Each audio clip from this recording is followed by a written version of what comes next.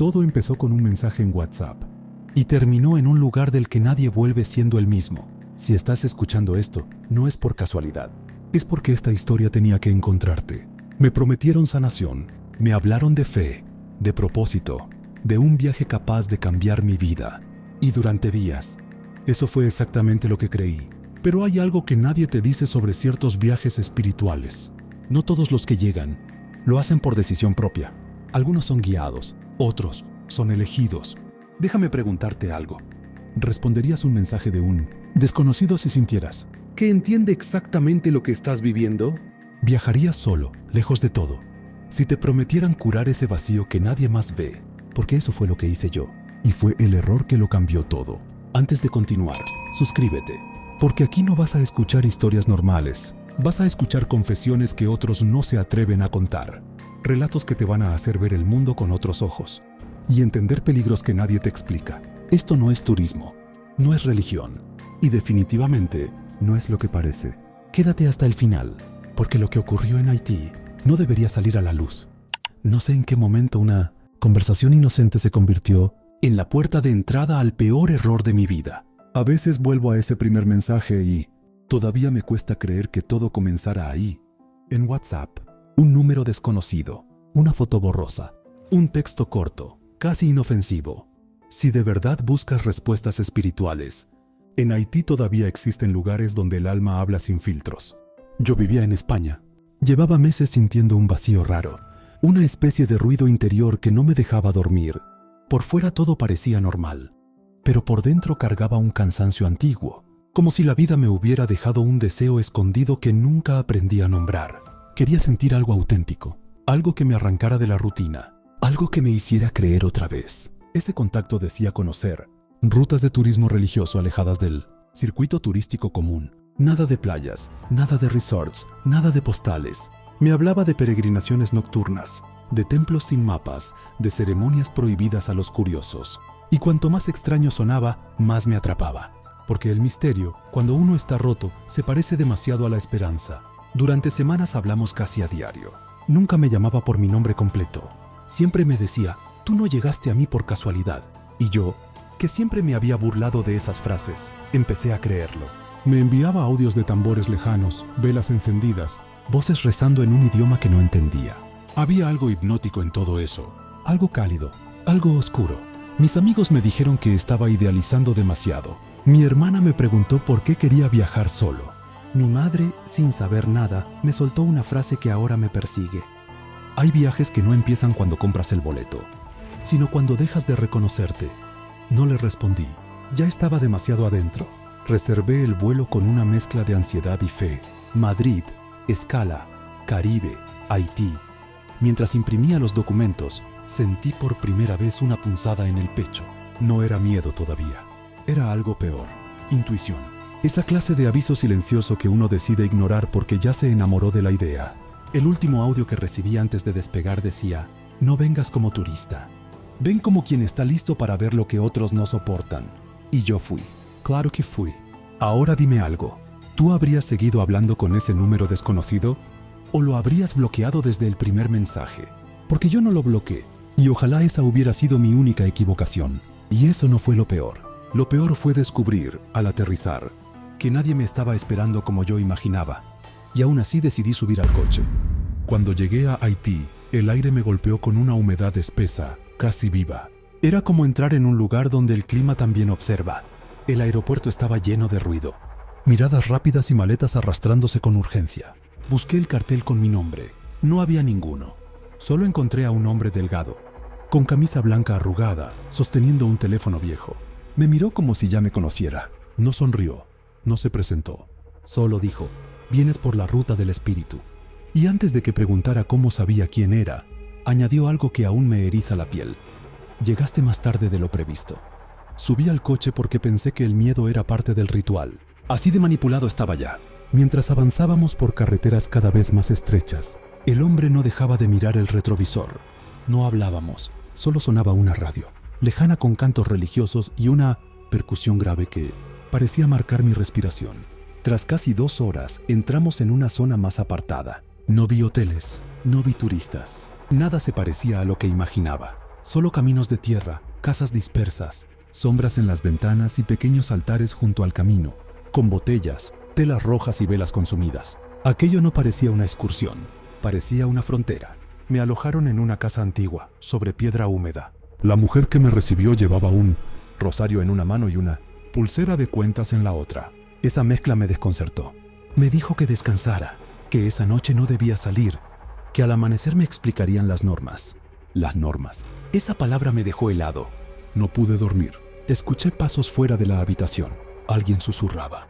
A ratos parecía una oración. A ratos, una discusión. Me acerqué a la ventana y vi varias figuras alrededor de una fogata. No distinguía sus rostros, pero sí su postura.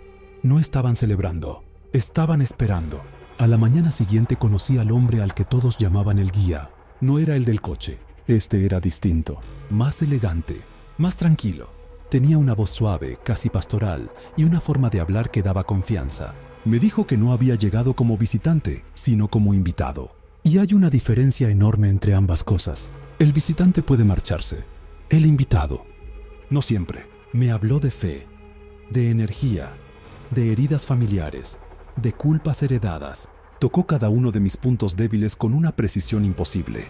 Era como si hubiera leído mis silencios, mis grietas. Y entonces soltó la frase que terminó de atraparme. Lo que buscas no está en España, ni en la iglesia, ni en los libros. Está donde el miedo y la verdad se sientan a la misma mesa. ¿Te ha pasado sentir que alguien te entiende demasiado rápido? Porque eso, lejos de dar paz, debería hacerte correr. Yo no corrí, me quedé. Y esa misma noche me llevaron al primer ritual. Ahí entendí que yo no era un simple observador. El primer ritual ocurrió lejos de la casa, en una construcción semiderruida, rodeada de árboles tan altos que ocultaban la luna por momentos. Caminamos en silencio. Nadie me explicó nada. Solo me pidieron que no hiciera preguntas hasta el final. Y lo peor es que obedecí. Al entrar sentí olor a cera, tierra mojada y humo espeso. Había símbolos en el suelo, recipientes de barro, telas colgadas y un murmullo constante que parecía venir del lugar entero. Me colocaron en un banco frente a un altar improvisado. El guía se situó detrás de mí y apoyó su mano en mi hombro, como si quisiera tranquilizarme o recordarme que no estaba libre. Entonces comenzaron los cánticos. No eran violentos, no eran caóticos, y quizás por eso daban más miedo. Había una disciplina fría en cada movimiento y en cada golpe de tambor. Una mujer se acercó con un cuenco y me pidió que bebiera. Dudé. El guía susurró. A veces la puerta solo se abre cuando bajas la guardia. Bebí. No sé cuánto tiempo pasó después. Recuerdo imágenes partidas, luces temblando, rostros demasiado cerca, alguien llorando, un anciano repitiendo mi nombre completo, aunque jamás se lo había dicho. Y en medio de ese estado raro, escuché una frase que se clavó en mi memoria. Él vino porque fue llamado. Ninguno llega sin ser reclamado. Cuando desperté, estaba otra vez en la habitación. Tenía barro en los zapatos, una marca roja en la muñeca y la sensación de haber dicho cosas que no recordaba. Toqué mis bolsillos. Mi pasaporte seguía ahí. Mi móvil no. Bajé a buscarlo. La mujer evitó mirarme. Le pregunté por mi teléfono y me dijo que durante el proceso uno debe renunciar a la interferencia del mundo. Así llamaban a mi única forma de pedir ayuda. Ese día empecé a notar detalles que antes ignoré. Las puertas no se cerraban por dentro. Siempre había alguien cerca. Cada vez que preguntaba cuánto duraría la experiencia, cambiaban de tema. Y lo más inquietante, me trataban con una mezcla de respeto y posesión, como si fuera importante, pero no por quien yo era. El guía me mostró un cuaderno viejo, con nombres de distintos países: Francia, Brasil, Canadá, España. Algunos tenían una fecha, otros solo una cruz. Le pregunté qué significaba. Sonrió sin humor. Algunos completaron su tránsito. Otros se resistieron. Esa noche intenté recuperar el control. Pensé en escapar al amanecer. Pero mientras planeaba, escuché dos voces al otro lado de la pared. Una dijo, «Todavía no está listo». La otra respondió, «No importa, ya fue señalado». Y desde ese instante supe que el viaje religioso era una mentira elegante, una fachada, un anzuelo. Lo terrible seguía oculto bajo capas de espiritualidad y silencio. Quiero que me respondas esto. ¿En qué momento habrías entendido tú que ya no estabas en un retiro, sino dentro de algo mucho más peligroso? Yo lo entendí tarde, muy tarde. Y al día siguiente encontré una foto que me demostró que yo no era el primero en caer. La foto estaba doblada dentro del cuaderno. La encontré cuando el guía salió un momento. Pensé que solo vería nombres y fechas, pero apareció la imagen de un hombre joven, quizá de mi edad, sentado frente a la misma casa donde yo dormía. Sonreía con esa ingenuidad de quien cree estar viviendo algo único. En el reverso, con tinta azul, había una frase: llegó buscando sentido. Entendió demasiado tarde el precio. No reconocí su cara, pero algo en su expresión me golpeó. Era la mía al llegar. La misma mezcla de curiosidad, cansancio y vacío. Ese hueco que te vuelve vulnerable cuando alguien te promete respuestas profundas. Ahí comprendí que no era un caso aislado. Era parte de un patrón. Seguí revisando. Otra foto, otro extranjero, otra fecha, otro mensaje ambiguo. Ninguna despedida, ninguna prueba de regreso. Todo organizado con una precisión escalofriante, como si fuera un archivo de personas captadas. Guardé la foto y fingí no haber visto nada. Desde ese momento, cada palabra del guía empezó a sonar distinta. Ya no parecía sabiduría, parecía programación. Ya no parecía fe, parecía selección. Esa tarde me llevaron a un santuario en la montaña. Subimos por un sendero húmedo mientras el cielo se cerraba. El guía hablaba de renacimiento, purificación, ofrenda, palabras hermosas, pero usadas con una intención que ya me repugnaba. Porque cuando alguien domina lo sagrado, hasta la ternura puede volverse un arma. En el santuario había velas negras, máscaras talladas y restos de rituales antiguos. Allí conocí a un muchacho que hablaba algo de español. Apenas me miraba. Aprovechó un instante y susurró: no esperes a la última noche. Luego se alejó. La última noche. 2 palabras capaces de volver el aire pesado. Quise preguntarle más, pero el guía regresó y apoyó su mano en mi espalda con una firmeza distinta. Sonrió al grupo y dijo que mi proceso avanzaba mejor de lo esperado. Todos me miraron.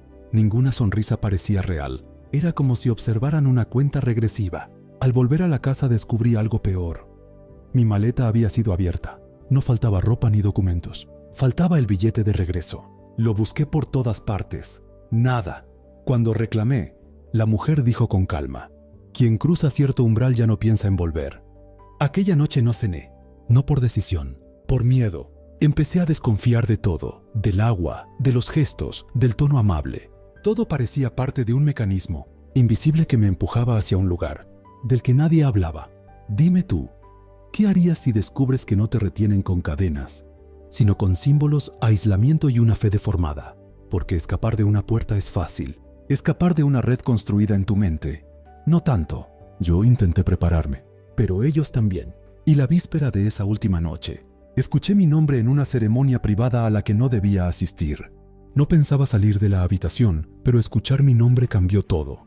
Me acerqué descalzo al pasillo, con el corazón golpeándome el pecho. La casa estaba casi a oscuras. Solo una línea de luz escapaba por debajo de la puerta del salón. Me incliné lo suficiente para ver sombras moviéndose y oír con claridad. No entendí todo, pero sí lo suficiente.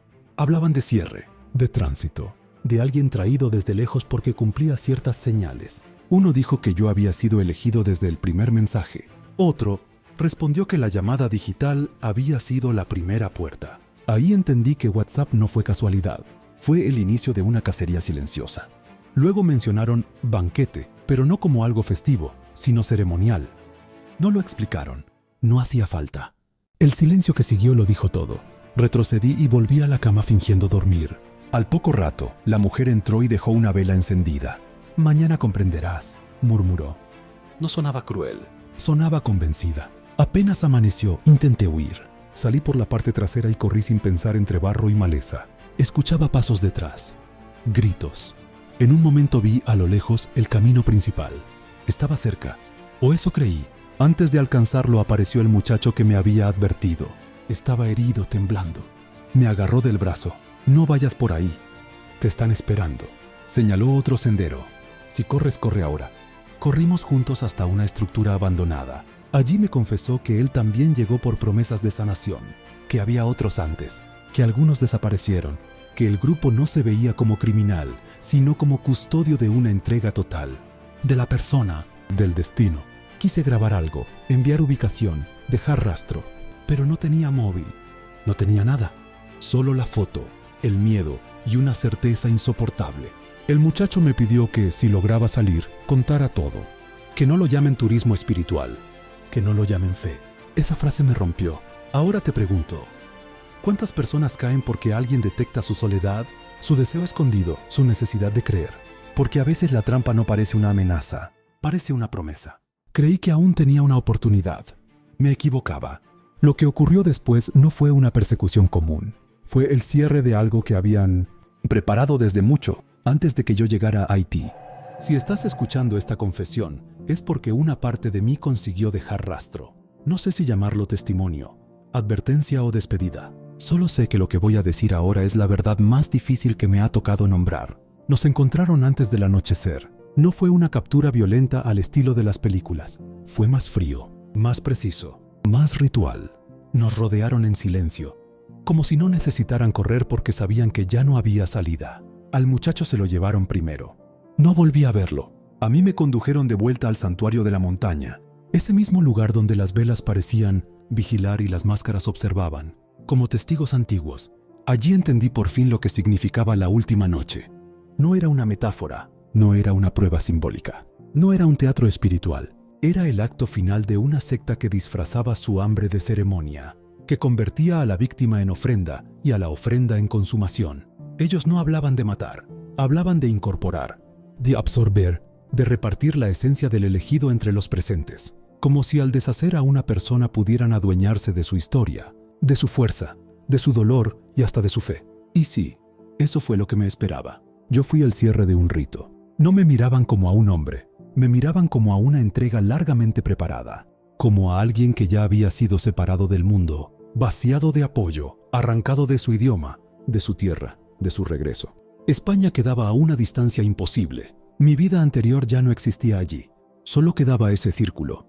Esas voces y esa certeza helada no pensaban dejarme salir entero de aquel lugar. No daré detalles que manchen más esta verdad. Basta con decir que aquella comunidad clandestina selló su ceremonia reduciendo mi presencia a restos compartidos, a silencio repartido, a una desaparición diseñada para no dejar regreso ni versión oficial. No querían solo mi final, querían borrarme convirtiéndome en parte de ellos. Eso es lo más aterrador, no desaparecer, sino ser reclamado hasta el último rastro. Si algo aprendí es que el mal más eficaz no siempre grita. A veces te escribe con amabilidad, a veces te estudia desde una pantalla, a veces toma la forma exacta de aquello que más necesitas. Consuelo, sentido, respuestas, pertenencia. Y cuando por fin entiendes la trampa, ya estás demasiado lejos de casa.